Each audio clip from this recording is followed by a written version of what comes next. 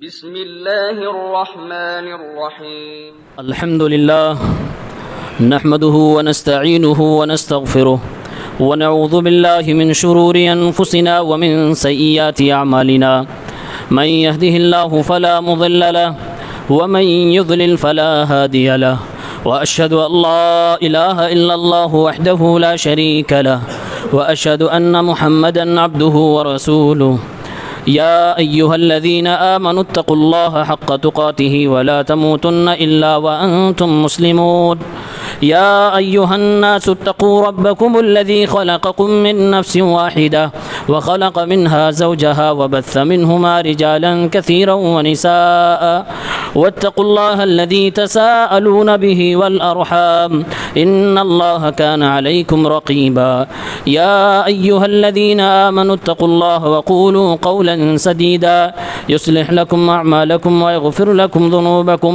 ومن يطع الله ورسوله فقد فاز فوزا عظيما أما بعد فإن خير الحديث كتاب الله وخير الهدي هدي محمد صلى الله عليه وسلم وشر الأمور محدثاتها وكل محدثة بدعة وكل بدعة ضلالة وكل ضلالة في النار أعوذ بالله من الشيطان الرجيم بسم الله الرحمن الرحيم ألا تزر وازرة وزر أخرى وأن ليس للإنسان إلا ما سعى وقال النبي صلى الله عليه وسلم نهيتكم عن زيارة القبور فمن أراد أن يزور فليزر ولا تقولوا هجرا. محترم سامعین کرام، حاضرین جمعہ، عزیز بچوں، نوجوان ساتھیوں، اللہ تعالیٰ نے ہم میں سے کسی کو باپ بننے کا شرف بخشا ہے، تو کوئی اپنے باپ کی محبوب اولاد ہے۔ زندگی میں ہم اور آپ اپنی نظروں سے دیکھتے ہیں، سماج اور معاشرے میں نظر دوڑاتے ہیں، تو ہمیں ایک حقیقت اور سچائی کا پتہ چلتا ہے کہ آج کی ہماری اپنی اولاد، آج کے نوجوان اپنے ماں باپ کے اتنے قدردان نہیں ہوتے جس طرح سے ہونا چاہیے۔ جب تک ماں باپ زندہ ہوتے ہیں تب تک ماں باپ کے لیے کچھ کرنا، ماں باپ کے ساتھ کچھ اچھا کرنا، اس کی سوچ نہیں ہوتی ہے، بلکہ حقیقت تو یہ ہے دوریاں زیادہ بڑھ جاتی ہیں زندگی میں۔ بیٹے کی جوانی کے بعد باپ اپنے ہی بیٹے سے ڈرنے لگتا ہے۔ کئی دن گزر جاتے ہیں، اگر کوئی مال و دولت بزنس کا معاملہ نہ ہو تو گفتگو نہیں ہوتی ہے۔ یہ کچھ اچھا نہیں ہو رہا جو ہمارے سماج میں ہو رہا ہے، اور یہی اولاد جس نے زندگی میں اپنے باپ کی قدر کی ہی نہیں، باپ کو باپ کے نظریے سے دیکھا ہی نہیں، باپ کے جانے کے بعد گھڑیالی آنسو بہاتے ہوئے، ادھر ادھر کے چکر لگاتے ہوئے، دنیا کو دکھانے کے لیے، ایک فرما بردار اور باپ سے محبت کرنے والا بیٹا ثابت کرنے کے لیے لوگوں سے پوچھتا ہے، بھائیوں سے مشورہ کرتا ہے، چلو ابا کے لیے قرآن خوانی کر دیتے ہیں۔ وہ بیٹیاں جس نے باپ کی جائیداد میں حصہ نہیں لیا، وہ گاہے بگاہے رب کے سامنے ہاتھ اٹھا کر دعائیں کر بھی رہی ہیں، اور جو باپ کی پوری جائیداد کا وارث بنا بیٹھا ہے اسے فرصت ہی نہیں کہ اپنے باپ کی قبر کی زیارت بھی کبھی کر لے، کبھی دعا بھی کر لے۔ اور کرے دعا کہاں سے؟ جب وہ نماز کا اہتمام کر رہا ہو تب تو دعا کرے۔ نمازی خود نہیں پڑھتا، وہ کہاں سے دعا کر سکتا ہے؟ یہ ایک زمینی حقیقت ہے۔ تو سب سے پہلے تو اپنے ماں باپ کی قدر کریں اپنی زندگی میں، جب تک وہ زندہ ہیں آپ کے پاس انمول رتن ہے، بیش قیمت ہے، اس کی کوئی قیمت نہیں ادا کی جا سکتی۔ اور ان کی اہمیت کا اندازہ اسے ہو سکتا ہے جس کے نہیں ہے، جس کے جا چکے ہیں۔ ایک دن آپ کے بھی جذبات بھڑکیں گے جب دنیا سے آپ کے والد رخصت ہوں گے، آپ کی والدہ رخصت ہوں گی، اس وقت آپ کے جذبات آئیں گے، لاؤ ان کے لیے کچھ کر جائیں۔ زندگی میں ایک بار سر پہ ہاتھ رکھ دو درد ہونے پر، ایک بار باپ کے پاؤں پہ ہاتھ رکھ دو درد ہونے پر، اللہ کی قسم ہے وہ باپ شاید اپنے دل سے جو دعا نکالے اللہ کی بارگاہ میں قبول ہو جائے۔ لیکن ہمیں تو شرم آتی ہے، باپ کی جائز خواہشوں کو پورا کرنے میں شرم آتی ہے، باپ کی خدمت کرنے میں تو آج بڑا شرمیلا ہو گیا جوان۔ میں تو جوان ہو گیا، کیسے باپ کے سر پہ ہاتھ رکھوں، کیسے باپ کے قدموں کے اوپر میں ہاتھ رکھ کے لاؤ تھوڑا سا دبا دوں۔ اگر کرتی بھی کوئی ہے تو اللہ کی قسم بیٹیاں ہیں جو جوان ہونے کے بعد بھی، شادی ہونے کے بعد بھی، کسی اور کے گھر کی ہونے کے بعد بھی اپنے بوڑھے باپ کے سر پہ ہاتھ رکھتی ہیں، پیر دھلتی ہیں اور ان کی خدمت بھی کرتی ہیں۔ بیٹوں کی توفیق نہیں ہوتی ہے۔ لینے کے معاملے میں ہم آگے ہیں، خدمت کرنے کے لیے بہن کو حاضر کر دیا۔ باپ کی طبیعت خراب ہو گئی، بہن کو سسرال سے بلا لو۔ ہم نہیں کر سکتے، اپنی بیوی کو نہیں لگا سکتے، بہن کو بلا لو۔ یہ ناروا سلوک ماں باپ کے ساتھ ہم غلط کر رہے ہیں۔ تو سب سے پہلی نصیحت تو یہ کہ زندگی میں ان کی اہمیت کو سمجھیں، قدردانی کریں، آپ مقام و مرتبہ کو سمجھیں۔ اللہ رب العالمین نے قرآن میں فرمایا ہے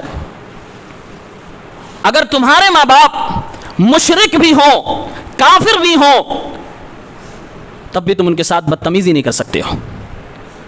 وَصَاحِبْهُمَا فِي الدُّنْيَا مَعْرُوفًا، دنیا میں تم ان کے ساتھ اچھے ڈھنگ سے حسن اخلاق سے پیش آؤ گے۔ اگر کافر و مشرک بھی ہوں تب بھی یہ درجہ اللہ نے دیا ہے، اور اگر ایمان والے ہوں تو اللہ رب العالمین نے فرمایا ہے وَلَا تَقُلْ لَهُمَا اُفٍّ، ڈانٹنے کا، اختلاف کرنے کا سب سے چھوٹا لفظ اف بھی کہنے کی اجازت نہیں ہوتی ہے۔ اگر باپ کوئی غلط فیصلے لے رہا ہے جو حقیقت میں غلط ہے، اعتراض کرنے کا آپ کو حق ہے، اس کے بھی آداب ہے۔ آپ وہاں نرم لہجے میں بھی اپنی رائے رکھ سکتے ہیں، اور یہی باپ کا احترام ہے۔ یہ تو ایک بات ہوئی۔ دوسری بات یہ ہے جس کی طرف میں نے شروع میں اشارہ کیا کہ جب انتقال ہو جاتا ہے، دنیا سے چلے جاتے ہیں، تب ہمارے جذبات امٹتے ہیں، پھر ہم کچھ کرنا چاہتے ہیں، پھر قرآن خوانی ہے، پھر لوگوں کو دعوت کھلانا ہے، یہ سارا کام ہم کرنے لگتے ہیں۔ انسان کے جانے کے بعد کچھ مخصوص چیزیں ہیں جو اسے نفع پہنچاتی ہیں، اس کا ہمیں انکار نہیں ہے۔ آئیے پہلے حدیث سنتے ہیں۔ سنن نسائی کتاب الجنائز 2033 حدیث نمبر ہے۔ اللہ کے رسول صلی اللہ علیہ وسلم نے ارشاد فرمایا نہیتکم عن زیارت القبور فمن اراد ان یزور فلیزر ولا تقولوا حجرا۔ اے میری امت کے لوگوں، میں نے تمہیں قبروں کی زیارت سے منع کیا تھا، لیکن تم میں جو قبروں کی زیارت کرنا چاہے وہ قبروں کی زیارت کرے، جب قبروں پر جائے ولا تقولوا حجرا، تو کوئی بےہودہ بات نہ کرے۔ بےہودہ بات کیا ہے؟ قبروں پر جا کر کرنا، جیسے اپنی زبان سے شرکی الفاظ نکالے، بجائے یہ کہ قبر والے کے لیے دعا کرے، قبر والے ہی سے دعا کرنے لگے، وہاں پر نہ ہم ماتم کرنے لگے، جزا فضا کرنے لگے، بلا وجہ کی تعریفوں کے پل باندھنے لگے۔ یہ تمام چیزیں علماء کرام نے لکھا ہے کہ یہ بےہودہ باتیں ہیں۔ اللہ کے نبی نے منع فرمایا وَلَا تَقُولُوا حُجْرًا، قبروں کی زیارت کے لیے تشریف لے جانا، پہنچنا، وہاں جانا، لیکن تم بےہودہ گفتگو نہ کرنا۔ قبروں کی زیارت کے دو بڑے مقصد ہیں، پچھلے خطبہ جمعہ میں بھی بتایا گیا تھا۔ آپ صلی اللہ علیہ وسلم نے ارشاد فرمایا فَإِنَّهَا تُذَكِّرُ الْآخِرَةَ، قبروں کی زیارت سے انسان کو موت اور آخرت کی یاد آتی ہے۔ اور قبروں کی زیارت کا دوسرا مقصد یہ ہے کہ آپ ان کے لیے مغفرت کی، رحمت کی، سلامتی کی دعا کرو۔ اگر آپ قبروں کی زیارت کرتے ہیں اور آپ کے سامنے یہ دو مقصد نہیں ہیں، میرے بھائیوں آپ غلط طریقے سے قبروں کی زیارت کر رہے ہیں۔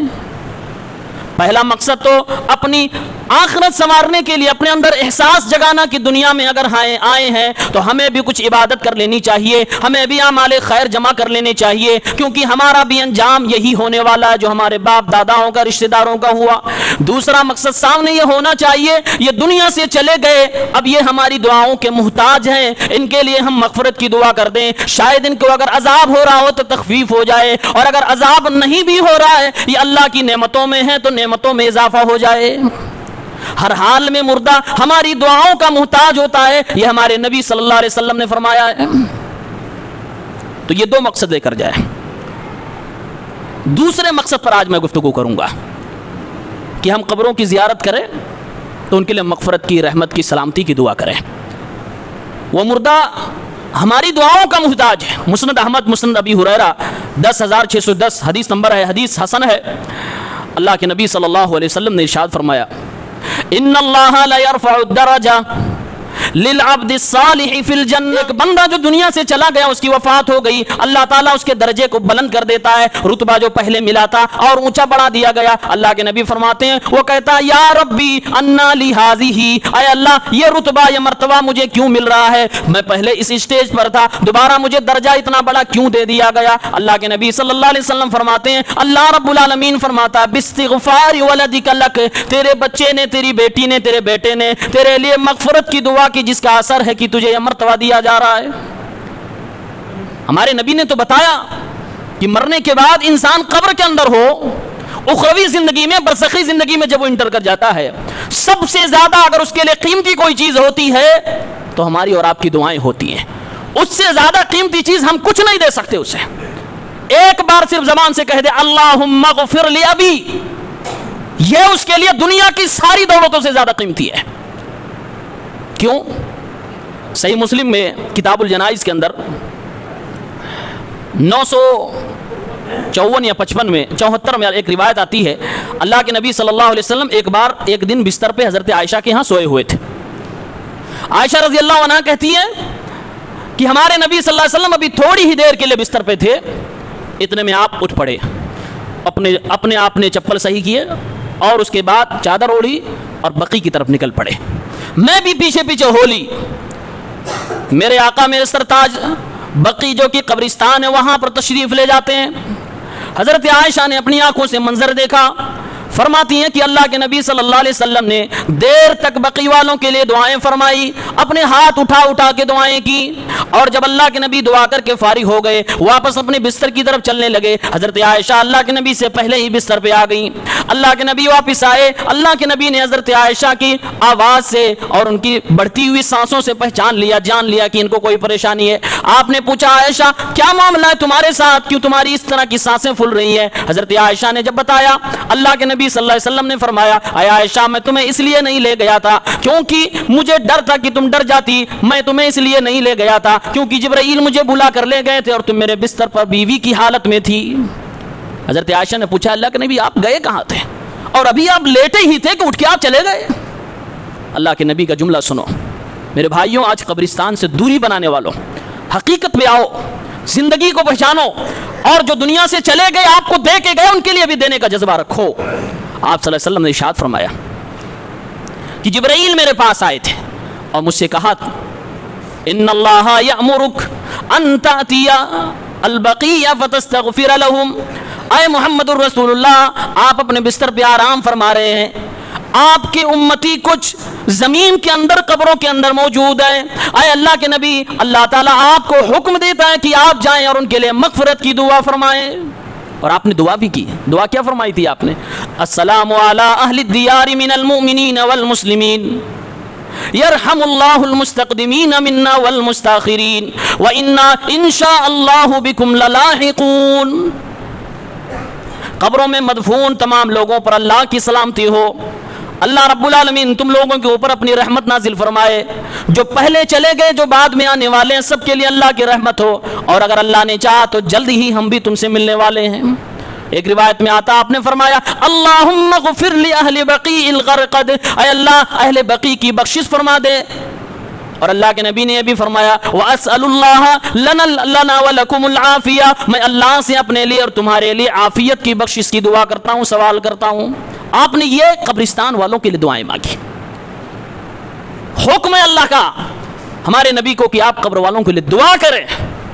آج امت الٹے راہ پہ چل رہی ہے. قبر والوں کے لیے دعا کی ضرورت ہے اور اس کا حکم ہے. آج امت قبر والوں ہی سے مانگنے لگی ہے. جو ہماری دعاؤں کا محتاج تھا ہم اسی کے محتاج بنے بیٹھے ہیں. بالکل الٹی سمت پہ چل رہے ہیں. نبی علیہ الصلوۃ والسلام کے طریقے پر نہیں چل رہے ہیں بلکہ باقاعدہ موضوع روایات لوگوں کو بیان کرتے ہیں کہ جب تمہیں کوئی مشکل آئے تو قبروں کو پکڑ لو, وہاں جا کے اپنی حاجات کو اپنی ضروریات کو بیان کر, تمہاری ضروریات پوری ہوں گی. اور یہاں میرے نبی صلی اللہ علیہ وسلم کو کہا جا رہا ہے آپ جاؤ بقیع میں جہاں صحابہ مدفون ہیں ان کے لیے بخشش کی دعائیں کرو. جو ہماری دعاؤں کا محتاج تھا آج ہم اس کے محتاج اپنے آپ کو بنا لیے ہیں. یہ ہماری اور آپ کی جہالت ہے, یہ غلط طریقہ ہے. ایک انسان دنیا سے چلا گیا, ہمیں حکم دیا جا رہا ہے کہ اس کے لیے مغفرت کی دعا کرے, رحمت کی دعا کرے, سلامتی کی دعا کرے. اور وہ ہماری دعاؤں کا محتاج بھی ہے, جیسا کہ اللہ کے نبی نے فرمایا درجات اس کے بلند ہوتے ہیں اگر وہ نیک ہوتا ہے, اور اگر وہ گنہگار ہے تو اس کے عذاب میں تخفیف ہو جاتی ہے, کمی ہو جاتی ہے. ایک مردہ شخص کے لیے دعا کرنے کی بڑی شکلیں ہیں. آپ دیکھتے جائیے شریعت نے ہمیں کس طریقے سے ان کے لیے دعا کرنے کے اوپر ابھارا ہے. ایک شخص دنیا سے چلا گیا, ہمارے پیغمبر صلی اللہ علیہ وسلم نے ہمیں اور آپ کو ایک نماز بتا دی جس کا نام نماز جنازہ صلاۃ الجنازہ ہے. اس نماز کے اندر ہم اللہ رب العالمین سے دعا مانگ رہے ہوتے ہیں. جنازے کی نماز میں ہم اللہ سے دعا مانگتے ہیں, اللہ کی تعریف سورہ فاتحہ پڑھ کے کرتے ہیں, پھر نبی علیہ الصلوۃ والسلام پر درود پڑھتے ہیں, پھر اس کے بعد اللہ سے دعا مانگتے ہیں اللہم اغفر لحینا ومیتنا وشاہدنا وغائبنا وصغیرنا وکبیرنا. اے اللہ بخش دے ہم میں جو زندہ ہیں ان کو بھی, اے اللہ جو مردہ ہو چکے ان کو بھی, اے اللہ جو بڑے ہیں ان کو بھی بخش دے, اے اللہ جو چھوٹے ہیں ان کو بھی بخش دے. پوری جنازے کی دعا کتاب میں آپ کو مل جائے گی. اللہ کے نبی نے مختلف دعائیں سکھائی ہیں. نماز جنازہ میں ہم میت کے لیے مغفرت کی دعا کرتے ہیں. ایک شکل تو یہ نماز جنازہ میں میت کے لیے مغفرت کی دعا ہے. اب یہاں بھی تھوڑا سا سوچ لیں اور اپنی ہی گریبان میں ایک بار جھانک لیں. عمر کتنی ہو گئی مجھے نہیں پتا, لیکن کس کو یہ دعا یاد ہے؟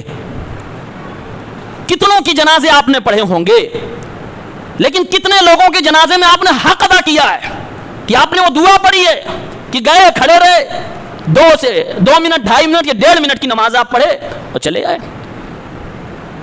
4 تکبیریں ہوتی ہیں. پہلی تکبیر کے بعد سورہ فاتحہ پڑھنے کو بتایا گیا ہے. صحابی کہتے ہیں سنت ہے جنازے کی نماز میں پہلی تکبیر کے بعد سورہ فاتحہ پڑھنا, وہ بھی نہیں پڑھتے. دوسری تکبیر کے بعد نبی پر درود پڑھنا, اسے پڑھتے ہیں. تیسری تکبیر کے بعد یہ دعا پڑھنا یاد ہی نہیں ہے. چوتھی تکبیر کے بعد سلام پھر دینا. جنازے کی نماز کو ہم نے کھلواڑ بنایا کہ نہیں بنایا؟ پہلی بات تو دعا نہیں یاد, اکثریت کو نہیں یاد. اللہم اغفر لحینا ومیتنا, چھوٹی سی دعا, بڑی دعا نہیں ہے. یہ زندگی کی وہ ضرورت ہے جو کوئی سال بھی گزر جائے آپ کو اس کی ضرورت نہ پڑتی ہو. اور اگر آپ دیندار سماج میں رہنے والے آدمی ہیں تو آپ کو ہر مہینے اس کی ضرورت پڑے گی, ہر ہفتے اس کی ضرورت پڑے گی, پھر بھی آپ نہیں یاد کر رہے. یہ کوئی معمولی دعا نہیں ہے. آج آپ دوسروں کے جنازے میں شریک ہو رہے ہو, آپ کو دعا یاد ہے نہیں ہے, اس کی کوئی پرواہ نہیں. کل آپ جب ہو جائیں گے اس قابل کہ آپ کو کندھوں پہ اٹھا کر اس جگہ پہ لے جایا جائے گا, پھر آپ کی بھی اس وقت اگر آپ زندہ ہوتے, آپ سوچنے کی صلاحیت رکھتے, یہی تمنا کرتے کاش کی توحید پرست لوگ میرے جنازے میں آتے, کاش کی میرے جنازے میں وہی لوگ آتے جن کو دعائیں یاد ہوتی. بھیڑ تماشائی بن کے نہ جائیں, وہاں جائیں تو اس کے لیے دعا کریں, یاد کر لیں. صبح نماز جنازہ رات میں یاد کر لیں. یہ ہمارا اور آپ کا حق ہے. میرے نبی نے فرمایا حق المسلم علی المسلم ست, ایک مسلمان کا دوسرے مسلمان پر کچھ حقوق ہے, وہ حقوق ادا کیجئے. ان میں سے ایک حق اللہ کے نبی نے فرمایا ہے کہ جب تمہارے مسلمان بھائی کا انتقال ہو جائے تو اس کے جنازے میں شریک ہو, اس کے لیے مغفرت کی دعائیں کرو. اللہ کے نبی فرماتے ہیں جب کسی کے نماز جنازہ میں 40 توحید پرست لوگ دعائیں کر دیتے ہیں, اللہ ان لوگوں کی سفارش قبول کر لیتا ہے اگر اگلا آدمی مشرک نہیں ہے تو.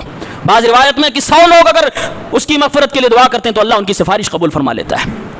جنازے میں بھیڑ دیکھ کر آج لوگ فیصلہ کرتے ہیں, لیکن اندازہ کرو, بتاؤ کتنے لوگوں کو جنازے کی دعائیں یاد ہیں؟ نہیں یاد ہے بھائیوں. اور اگر یاد بھی ہے, بھیڑ بھی ہے, 500 کا 1000 کا مجمع ہے, نماز بھی غلط طریقے پہ پڑھی جا رہی ہے. میرے نبی فرماتے ہیں بغیر سورہ فاتحہ کے نماز نہیں ہوگی. صحابی ابن عباس کہتے ہیں سنت ہے کہ سورہ فاتحہ جنازے میں پڑھی جائے. میرے نبی نے پڑھی ہے.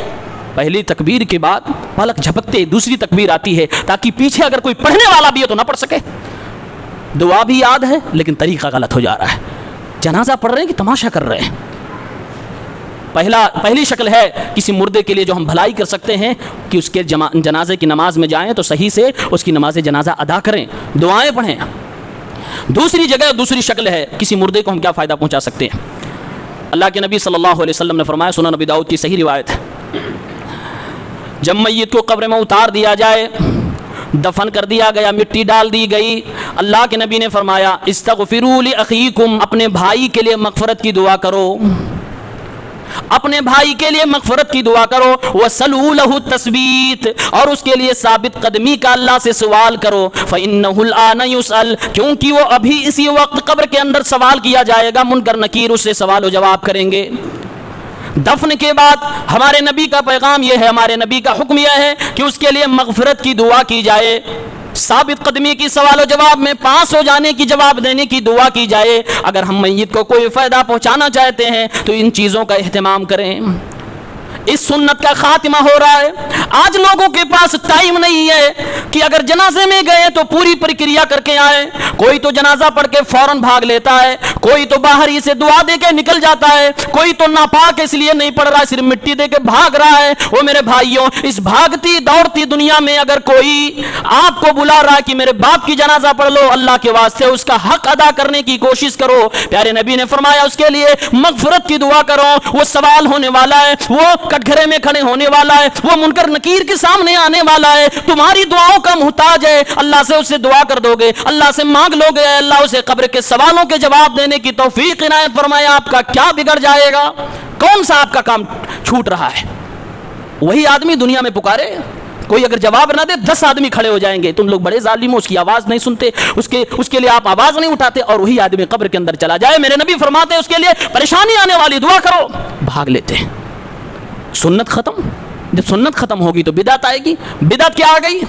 अब वो दवा नहीं चल रही है मार्केट में, इधर मिट्टी नहीं खत्म हुई, उधर ऐलान हो रहा है 11 मरतबा कुल हुवल्लाहु अहद, इतना मरतबा दरूद शरीफ, इतना मरतबा सूरा, इतना मरतबा फातिहा, ये जो याद है पढ़ के बख्श दो। जिसका सबूत नहीं है उसका ऐलान हो रहा है, जिसका सबूत है उसका खात्मा किया जा रहा है। ये कौन से इस्लाम पे हम चल रहे हैं? मैं किसी दुश्मनी का इजहार नहीं कर रहा हूं, अल्लाह की कसम है, जहां हमारे कब्रिस्तान भी खुराफात से बिदात से महफूज ना हो, बताओ हमारा घर महफूज रहेगा? वहां तक हम दलदल में फंसे हुए हैं। जाते जाते हम इंसान के साथ गलत कर जाते हैं। जब कोई मोहल्ले में इंतकाल करता तो दर्द यह होता है कि रहते हुए उस तक सही बात पहुंच नहीं पाई, और अगर हम हैं भी तो कुछ कर नहीं सकते, उसकी जनाजा भी सही से नहीं पढ़ सकते, क्योंकि हमें अथॉरिटी ने कि हम खड़े होकर पढ़ाते हैं, हमें अथॉरिटी ने कि हम बोल जाएं। अगर बोल जाएं तो कौन झेलेगा? यह उम्मत का बड़ा अलमिया है मेरे भाइयों। तीसरी शक्ल, हम मुर्दे के लिए जो कुछ भला कर सकते हैं, हमारे नबी ने सिखाया है, दफन कर दिए, दुआ कर दिए, चले आए घर।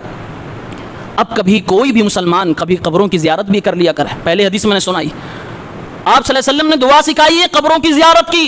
जब जाओ तो दुआ पढ़ो, अस्सलामु अला अहलि दियारि मिनल मुमिनीना वल मुस्लिमीन, सलामती हो इन कब्र वालों पर, अल्लाह ताला इन पर तो रहम फरमा, अल्लाह इनकी तो बख्शिश कर दे। ये जो दो मुख्तलिफ दुआएं अल्लाह के नबी ने मुख्तलिफ अल्फाज में सिखाई है, कोई भी दुआ आप जो सही सनद से साबित है पढ़ लीजिए। कौन कब्रों की ज़ियारत करता है और कौन ये दुआ पढ़ता है? दुआ याद नहीं तो करेगा क्या? जज्बात से भरे हैं। जो लोग गए भी 2-4% वो जज्बात है लेकिन याद नहीं, जज्बात है इल्म नहीं, तो क्या किया? एक मरतबा फातिहा पढ़ा, एक मरतबा दरूद पढ़ा, कुल हुवल्लाह वो चारों कुल पढ़ा, उसके बाद ऐ अल्लाह इसका सवाब इसको बख्श दे।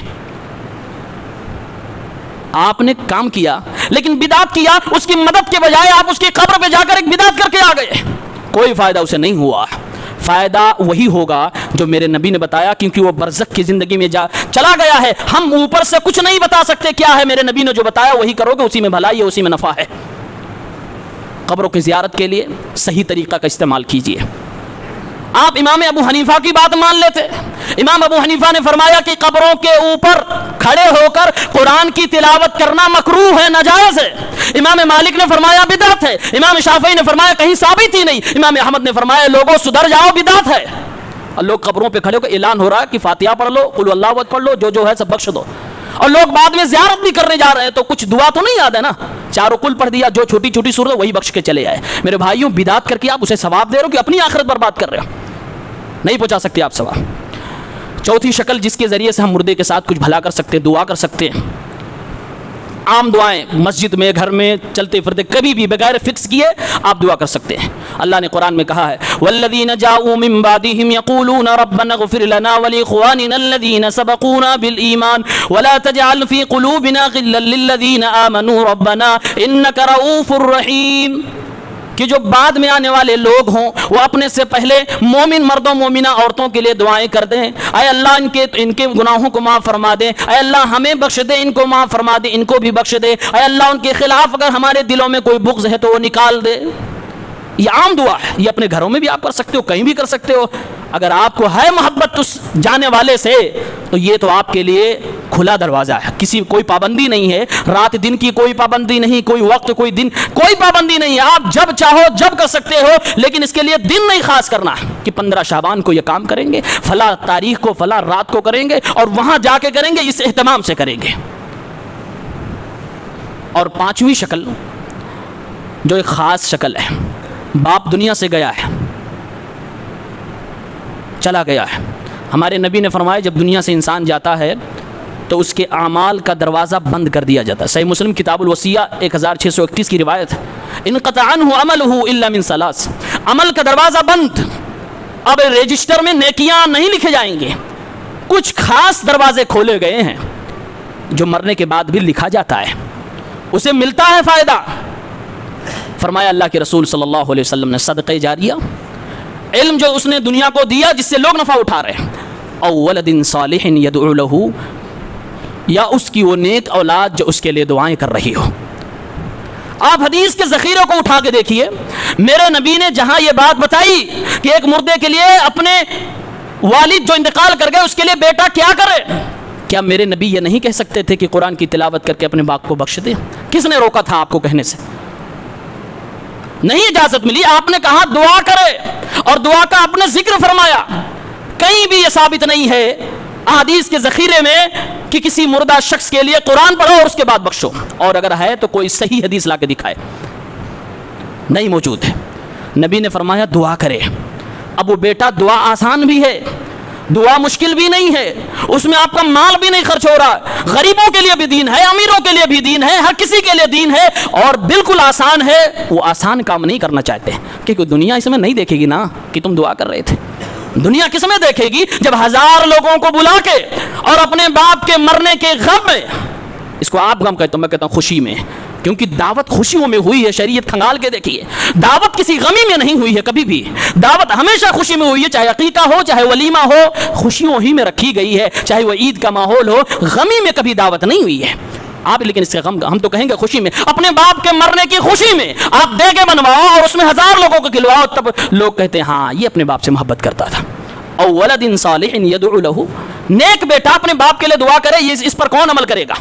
اس پہ حافظ جی لوگ عمل کریں گے. 100 پیارے پیارے نورانی چہروں کو بلا لیں گے, ایک ایک پارا پکڑا دیں گے, آدھا پارا پکڑا دیں گے, پڑھوا لیں گے, ایک ٹائم کی بریانی کھلا دیں گے, 100 500 200 روپے ہاتھ میں رکھ دیں گے. اب کیا کیا آپ نے؟ قرآن پڑھ دیا, ٹھیک ہے, ثواب لے کے نہیں جانا, ہمارے باپ کو ٹرانسفر کرو. یہ دین کہاں سے آیا؟ اپنے علماء کے فتوے پڑھ لو. اس کو ان لوگوں نے حرام کہا ہے, کہا یہ غلط ہے جو مروجہ طریقے پہ چل رہا ہے. میرے بھائیوں میرے دوستوں, اور جو پیسے لے کر یہ کام ہو رہا ہے نا, اس پر خود علماء احناف متفق ہیں کہ یہ حرام ہے. وہ تو یہاں تک کہتے ہیں کہ جو پیسے لے کر قرآن پڑھتا ہے اس کو خود نہیں ثواب ملا, دوسرے کو کیا دے گا, دوسرے کو کیا بخشے گا. یہ خود وہ علماء کہتے ہیں جو جن کے ہاں تھوڑی سی گنجائش بھی ہے. ہمارے یہاں کوئی گنجائش نہیں ہے. کیوں؟ اس لیے کہ ہمارے نبی کو قرآن معلوم تھا, آپ پر قرآن اترا تھا. آپ نے کبھی بھی اپنی بیوی خدیجہ کو اگر پڑھ کے بخشا ہو, ایک آیت بخش دیتے, اللہ کی قسم مثال بن جاتی. نہیں بخشا آپ نے. کہ آپ کو اپنے گھر کے جانے والے مردہ لوگوں سے محبت نہیں تھی؟ آپ کی زندگی میں آپ کے جانثار صحابہ, آپ کے چچا, آپ کے لیے جان دینے والے حضرت حمزہ کا انتقال ہوا, کہ آپ کو یہ علم نہیں تھا کہ آپ ان کے لیے کچھ بخش دیتے؟ قرآن جس کے اوپر اتر رہا ہے وہ کام نہیں کر رہا. میرے بھائی, یہ ہماری بدقسمتی ہے کہ ہم نیکی کرنے کے وہ کام ڈھونڈ کر لاتے ہیں جو ہمارے نبی کو نہیں پتا تھا, جو صحابہ کو نہیں پتا تھا. اللہ کے قسم یہ بدقسمتی ہے ہماری, اور یہ گمراہی ہے. لوگ اس کو بس اس نام پر چلانے کی کوشش کرتے ہیں. منع کہاں، حرج کیا ہے بھائی؟ قرآن پڑھنے میں کون سا غلط کام ہے؟ غلط کام یہی ہے کہ میرے نبی کو یہ نہیں پتا تھا جو آپ کر رہے ہو. قرآن خوانی چل رہی ہے میرے بھائیوں، جو ثابت ہے اسے کرو، جو ثابت نہیں ہے اس کے پیچھے نہ پڑو. دعا کتنا آسان ہے. اللہ کے نبی فرماتے ہیں جب کوئی بندہ کسی اور کے لیے دعا کرتا ہے، فرشتہ اس کے پاس ایک سر کے پاس ہوتا ہے. جب اب ہم کہتے ہیں اپنی زبان سے اے اللہ میرے فلاں بھائی کی بخشش فرما دے، اے اللہ میرے فلاں بھائی کو اولاد فرما دے، فرشتہ کہتا ہے وَلَكَ مِثْلَ مَا سَأَلْتَ، اور تجھے بھی وہ ساری چیزیں مل جائے جو تو نے اپنے بھائی کے لیے مانگی ہے. کتنا نفع بخش علم ہے کہ دعا آپ مردوں کے لیے کر رہے ہو اور فرشتہ آپ کے لیے کر رہا ہے، لیکن ہم وہ نہیں کرنا چاہتے. دنیا اس میں نہیں دیکھے گی. ہائے ہائے، باپ کے ساتھ بھی دنیا داری چلائی جا رہی ہے، ایک بدعت کا ارتکاب کیا جا رہا ہے. اللہ ہم سب کو صحیح سمجھ عطا فرمائے. میرے بھائیوں، مال کا ہدیہ تو ثابت ہے، کیونکہ یہ ہاتھ میں دکھتا ہے، اپنے قبضے میں لیا، اس کو دے دیا. ہم نے نیکی کی، ہم نے قرآن پڑھا، ثواب ملا، ثواب مجھے قبضے میں آ گیا، قبضے میں آ گیا میرے. کون کہہ سکتا کہ میں نے یہ نیکی کی تو ثواب میرے قبضے میں آ گیا؟ اب میرے قبضے میں آ گیا تو میں جسے چاہوں جسے دے دوں. وہ آپ کا مال نہیں ہے، وہ آپ کی جائیداد نہیں ہے. ثواب دینا یہ اللہ کا کام ہے، یہ اللہ کا فضل ہے. اس میں آپ کا کنٹرول ہی نہیں ہے، اس میں آپ کا تصرف ہی نہیں ہے. آپ بانٹ کیسے رہے ہو؟ غلط طریقہ اپنایا جا رہا ہے، غلط راہ پہ لوگ چل رہے ہیں. اللہ سب کو ہدایت دے. میرے بھائیوں، دعا سے بڑی کوئی چیز نہیں ہے. میرے نبی نے ہر بار دعا کی، ہر بار سلامتی کی، رحمت کی، مغفرت کی بات کہی ہے. اس پہ آؤ. معاملہ یہ ہے کہ دعا کو لوگوں نے معمولی سمجھا ہوا ہے. دعا بس، اس کے آگے کئی بار مجھ سے خود ہمارے علاقے میں پوچھا گیا، ہمارے والد کا انتقال ہو گیا، کیا کریں؟ دعا کرو. اچھا وہ تو ہے ہی مولوی صاحب، لیکن اور کچھ؟ جب مجھ سے کوئی ایسا پوچھتا ہے تو میں سمجھ جاتا ہوں اس بندے کو دعا کرنے کی تو فرصت نہیں ہے، یا تو پھر یہ کوئی شارٹ کٹ راستہ ڈھونڈ رہا اپنے باپ کو بخشوانے کے لیے. اور شارٹ کٹ راستہ وہی ہے کہ 10-20 ہزار 50 ہزار خرچ کرو، باپ کو جنت میں ڈھکیلو، پھر دنیا اپنی سمیٹو. بھائی دعا کے لیے کہا گیا، دعا میں آپ کو حرج کیا ہے؟ جو نبی نے بتایا اس میں آپ کو کیا پریشانی ہے؟ زندگی بھر آپ نے دعا کی ہے، قرآن نے ہمیں دعا سکھایا، میرے نبی نے کہا نیک اولاد ہے تو دعا کرے. دعا میں آپ کا پیسہ نہیں لگتا، فرشتے آپ کے لیے بھی دعا کرتے ہیں. آپ کو مصیبت کیا آ جاتی ہے کہ نہیں اس سے نہیں پیٹ بھر رہا ہے، سیٹسفیکشن نہیں ہو رہا ہے، باپ کے لیے کیا کریں؟ کبھی کبھی آدمی اپنی جان چھڑانے کے لیے کہتا ہے او ٹھیک لیکن ہمارے گھر کی عورتیں نہیں مان رہی ہیں. وہ کون سی عورت ہے جو اپنے گھر کے ذمہ داروں کی بات نہیں مان رہی ہے؟ میرے بھائیوں، دنیا تو چلا ہی رہی تھی، اب دین بھی وہ چلا رہی ہیں. کم سے کم اتنی تو چھوٹ نہ دو کہ دین کے معاملے میں بھی وہ آپ کے سروں پہ بیٹھ جائیں. دنیا کے معاملے میں آپ بٹھائے یا آپ جانو، آپ کی دنیا جانے، لیکن دین کے معاملوں میں اگر غلط راہ پہ جا رہی ہیں وہاں بھی اسٹرکٹ ہو جاؤ، وہاں آپ سخت ہو جاؤ. صدیقہ عائشہ سے کوئی زیادہ، اللہ کے نبی سے زیادہ کوئی محبت کرنے والا نہیں ہے، لیکن جب ضرورت پڑتی تھی آپ صلی اللہ علیہ وسلم بھی وہاں سخت ہو جاتے تھے، وہاں سخت ہو جاتے تھے. آپ بھی سخت ہو جاؤ. یہ محبت نہیں ہے، یہ ڈر ہے جو سب کے دلوں پہ غالب ہے. اللہ ہم سب کو قوام بنائے، رجال بنائے، صحیح مرد بنائے، ایک مرد مومن کی طرح زندگی گزارے. یہ عورتوں کے بہانے سے بدعت گھر میں لانے کی کوشش نہ کرو. مولوی صاحب نے اگر کہہ بھی دیا آپ کو دیکھ کر یا ہنس دیا تو اس کا مطلب یہ نہیں کہ وہ جائز ہو گیا. وہ جائز نہیں ہو سکتا. مولوی کے کہنے سے کوئی حلال حرام نہیں ہو سکتا اور کوئی حرام حلال نہیں ہو سکتا ہے. اس لیے کبھی بھی کسی کے منہ سے زبردستی جملے نکلوا کر اپنے گھر میں بدعت لانے کی کوشش نہ کرو، بہانے سے نہیں. اللہ تعالیٰ ہم سب کو بخش دے، معاف فرما دے. آمین.